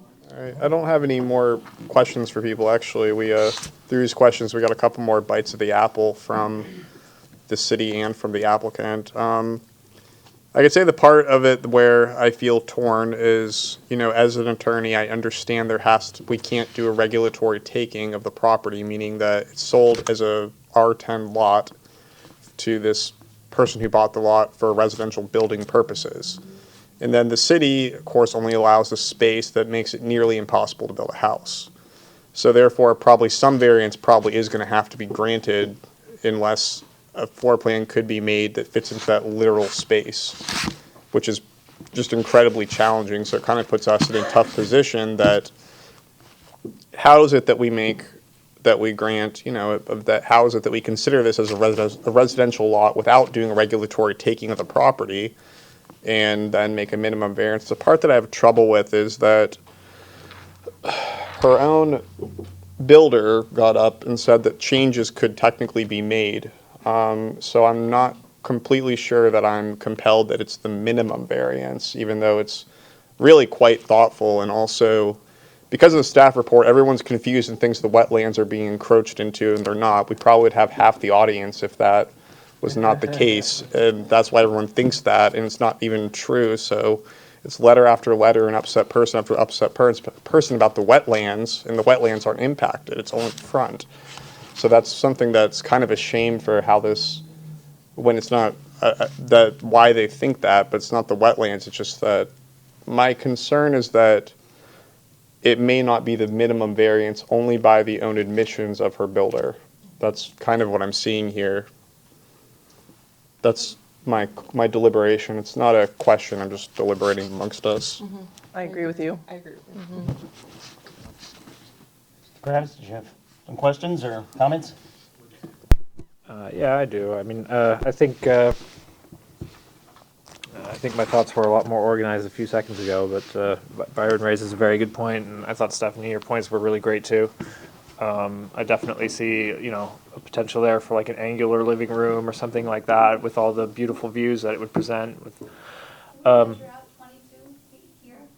I do a lot of construction. I know 22 feet. That's the most narrow, I mean. Yeah. My bedroom's 12 feet by 12, so. Yeah, just, as an aside. Look, I mean, one of the thoughts that has kept going through my mind, if the neighborhood wanted this parcel so bad, they could have bought it, and I don't have no, thank you. I don't have a ton of sympathy for that argument. I know a lot of people have been presenting it, but, there are plenty of public parks. This isn't one of them. I know the pitchforks are going to come out, but, there's no law preventing a bunch of people from getting together and buying a property and putting it aside. So, Of course, no one ever does that. And I think one of the thoughts that I also have is about the trees. I'm also very concerned about trees. I think one of the things we could do, and I haven't made up my mind about this yet. You know, I'm with a lot of the comments that have been already made. You know, I think the board is on the right track already. But we could, if nothing else, all else being equal, require a couple of additional trees to be planted in the front, in the right of way. I know that there's city funds for that. You know, I keep going on and on about that in the Bike and Pedestrian Committee, that we need to get people to use those funds to plant some nice trees. I see a lot of trees coming out here. Some of them are definitely on their way out already, like the laurel oak, and those could easily be replaced with a live oak, and then everyone would be a lot better off. But I agree with you, Byron. This is not the minimum. You know, this is a little extra. And I get it. You know, you're coming into Temple Terrace, you find this nice lot, you get it for a really good price. I saw what it sold for on Redfin, incidentally, not because of this, but just because I'm on Redfin constantly. And you know, you want to make it extra special because it is a special lot and it's a special city. I think it could be done with less of an impact to the front setback, even if it means you have a smaller house. I mean, the definition of minimum is minimum, you know, like the minimum is the minimum, and this isn't the minimum because it's more than that. So, you know, I'm with you, Byron, on that one. And Stephanie, I agree, there's a lot of potential in this lot. Even, you know, I look at this and I'm also kind of like, wow, this makes me super sad looking at all these angry people directing all of their anger at you. And I just find that really awful, because that to me is not what Temple Terrace is about at all.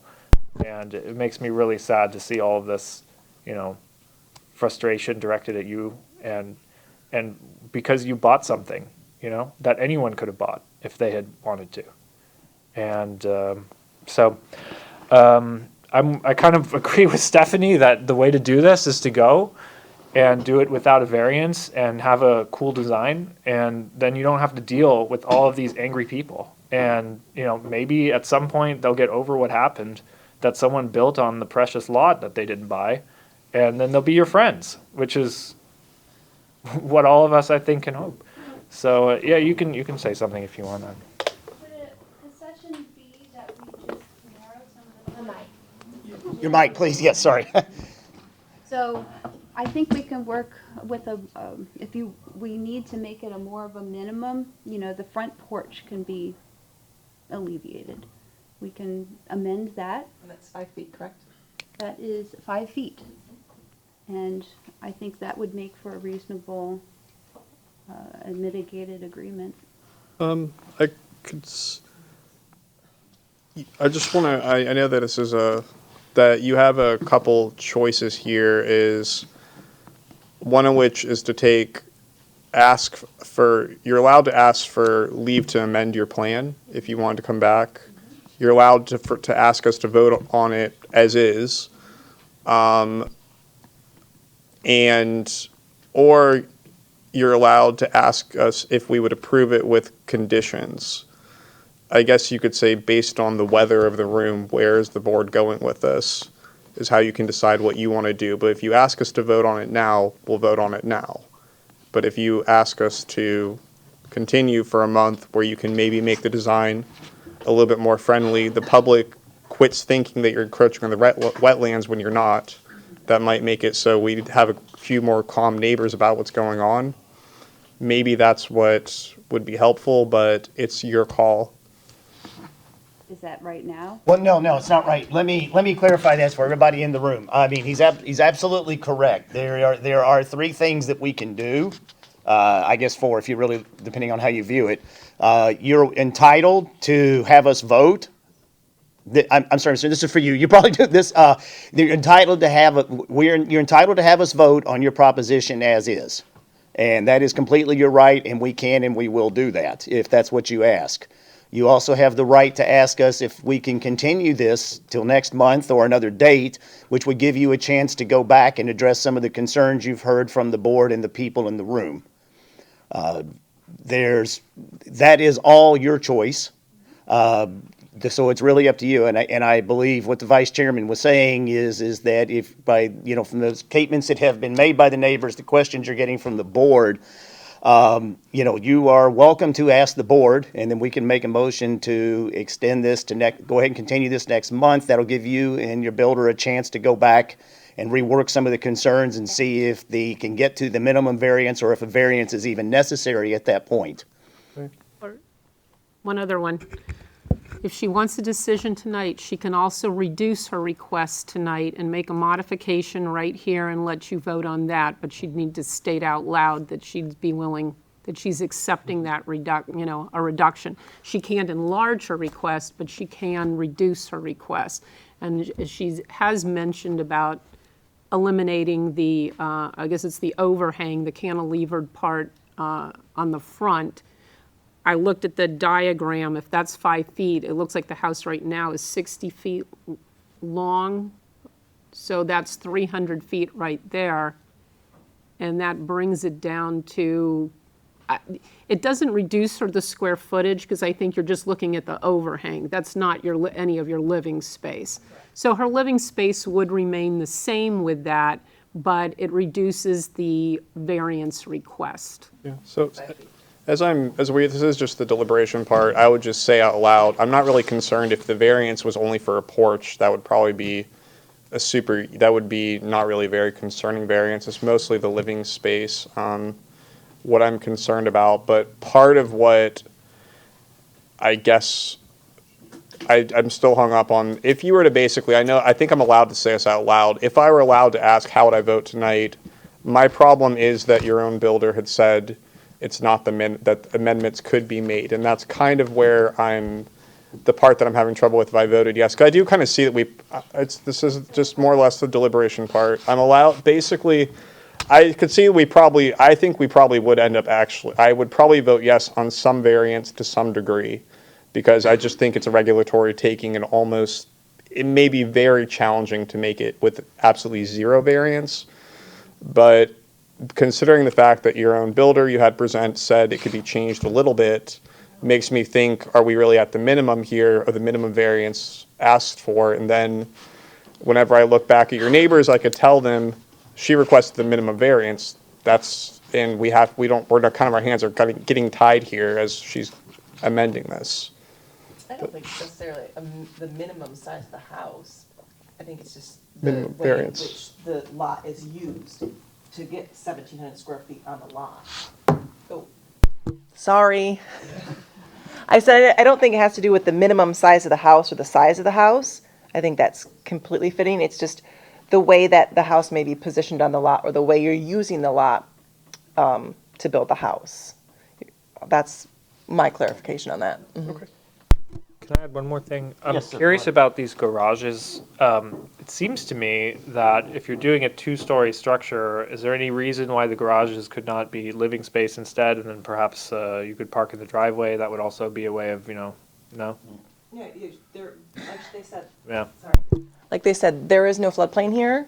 Right. So they can build habitable space on the ground floor. I mean, it seems like 2 garages isn't the minimum even for garages. You could have one or a carport. Yeah, So. I mean, there's no code saying that she can't make that habitable space. Yep. Yeah. The idea was that that it was like that she can't have a garage next to it. So you're basically saying that the thing is, though, is that through any codes, I haven't seen anything that would even create a problem with the 2 stories to begin with. It's something that the neighbors have mentioned, the view. Then she argued that if you're directly staring at whether it's 1 story or 2 stories, doesn't change it. And there are other 2-story houses on that street. I guess it depends what part you look at. So I'm not very compelled by whether or not it's 1 story or 2 stories. The issue is that is just more or less is it the minimum variance for the land use altogether? The minimum variance, is all.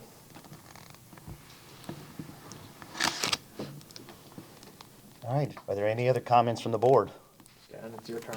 Yeah. My turn. That's okay. Well, I would actually, first of all, I'd like to, and I apologize, we keep referring to you as the builder. I have forgotten your name, sir.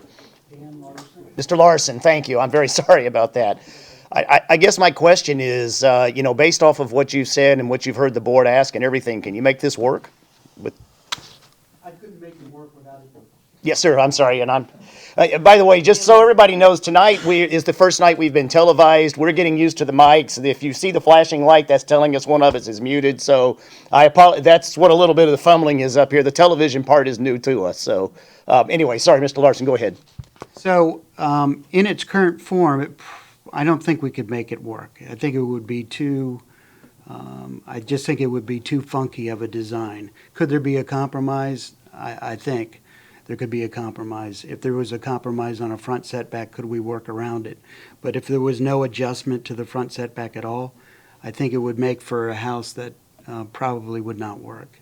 The properties to the north of this property are buildable. So this really, in this group of lots, is really the only footprint that is unbuildable besides the adjacent lot, which is never going to be buildable. So when we talk about establishing a precedent, the other lots are buildable right now. So I don't think this opens a can of worms for the other adjacent properties, my opinion. But we are a design build firm, and we try and make the client happy. So we design whatever they want, and I'm trying to make sure that we can build what she wants, but we can get creative as well. So, I mean, that's open. Well, and that's my question is do you feel like that given more time, if that's what the applicant wanted to do, that we could reduce the variance that is required without having to reinvent the wheel, so to speak? In my opinion, can I state my opinion? We could make adjustments to the plan and adjust the severity of the front set. That could be done. It's essentially, we can design anything to fit that footprint. It becomes a matter of whether it works for Elizabeth or not. Well, and I apologize. I put you in the awkward position. I'm sorry. I did not intend. It really is. I guess my question was, is it client. technically possible if that's what the applicant wanted to do? And I think you answered that. I'm sorry. I phrased that very badly. Technically possible, yes. But of course, you work for the applicant, and that's the applicant's decision, so. That's exactly right. Yes. All right, well, I figure we should find out. I don't have anything left, so if I just want to find out what we're doing. Well, then let me ask this before we get to a vote. Ms. Herman, you've heard everything that we've heard tonight. I think it's clear that there's some concerns that we're not at the minimum variance. I think there are some agreements that there may have to be a variance, but I'm not sure that we're at the minimums yet. Would you like us to vote? Would you like to take a moment and make some proposed changes, or would you like to ask us to continue this until another meeting? One thing I want to point out, though, is in the event that we deny your variance, meaning that you say, just vote for it as is, let's see how you guys vote, but we vote no, it takes 6 months to get another variance. So that's the problem is if letting us vote as is without asking for continuance and revising. So it would be a risk. So, just a question. If you asked to take a few minutes to revise. Can you come back to the mic, please? Yes, sir. If we take a few minutes to revise and pitch a slightly different front setback, is that something we can discuss at this time before we make a vote on that? The city attorney would have to tell me if we can. I know I opened that door, but I want to make sure I get this right, so that's. This thing won't bend. It's not going to turn into a major discussion. We're talking about a setback of X number of feet. If she wants to say, if the applicant, I'm sorry I say she, if the applicant says, I'm willing to reduce my variance request to 10 feet instead of 15 feet, or 15 instead of 20 feet, that's it. And then that becomes the buildable footprint for this lot, for this applicant. And then you can go further. You can redesign your house as many times as you want then, as long as it fits into that space. So, it doesn't require a great deal of discussion, just either I want to continue this to come back with a different plan, and then you only have to wait a month, or I'm willing to reduce my request by X number of feet tonight. Thank you, and obviously much better than I said it, so thank you. But I did want to add to just add that nobody has a right to a view across or through somebody else's property, sorry, and nobody has a right to be making use of somebody else's property, sorry. So, that's. Okay. So with clarity to that, thank you, I appreciate your understanding. Do you have any requests of us, or do you want us to proceed with the vote? Yeah, I would like to get a, Go up to the mic. Mike, again, please. Sorry. You're getting good at this with the mic. You're keeping us all honest now.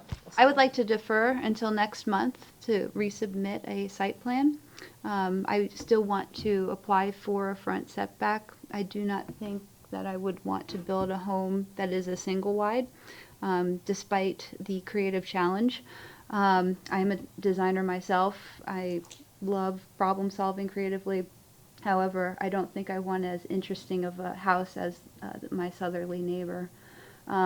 So I want to work with how to reposition the house to accommodate, a front setback that is the minimal amount necessary, and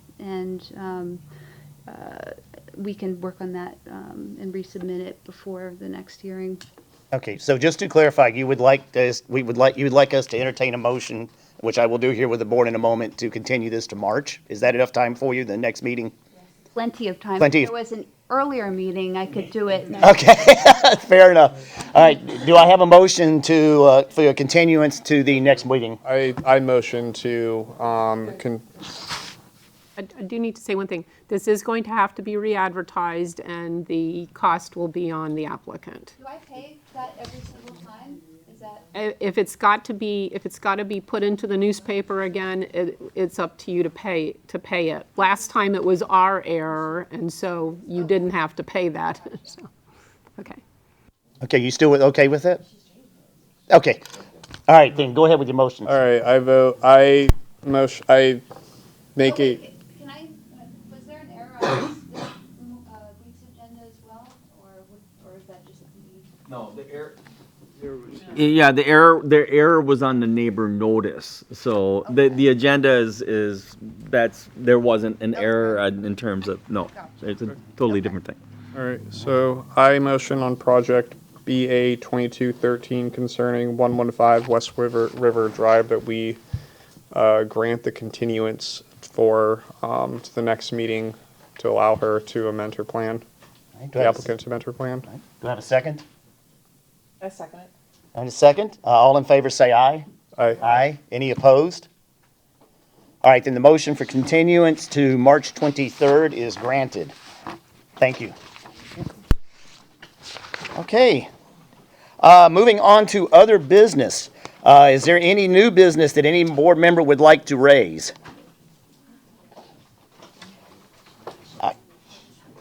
I do have one thing I would like to bring up, just from the board. I think everybody's aware of it, but this is Kristen Garcia's last meeting with us. And I want to thank her very much. You've been very helpful to the board. You've taught us, you had to teach us from scratch, and you're a really good teacher, even if we are bad students. But we certainly thank you and wish you the best of luck in your endeavors, and let us know how you're doing, okay? Thank you, Kristen. One thing I want to just bring up is in the event, because I was only like 30 seconds late, if that happens, can you just like wait a second to see if a board member's going to come in, like allow like 2 or 3 minutes maybe? Actually, we were at about 1 minute after, and because it's televised, they had asked me to start at 6. That's because we're now on a broadcast schedule, so. Okay, it was totally unforeseeable traffic, light that messed me up, and I was very close to making it. I left my office. I told my clients, "Get off the phone with me," and I made it here, but that was not. It was I just fell into that, so that was all. All right. All right. Any other new business? All right. Any old business that needs to be brought before the board? All right, if not, the next meeting of the Board of Adjustment will be March 23rd, 2023 at 6 p.m. As there is no other business to be brought to the board, the chair will entertain a motion to adjourn. Motion to adjourn. Do I have a second? Second. All in favor say aye. Aye. Aye. Any opposed? Thank you. We'll see you next month.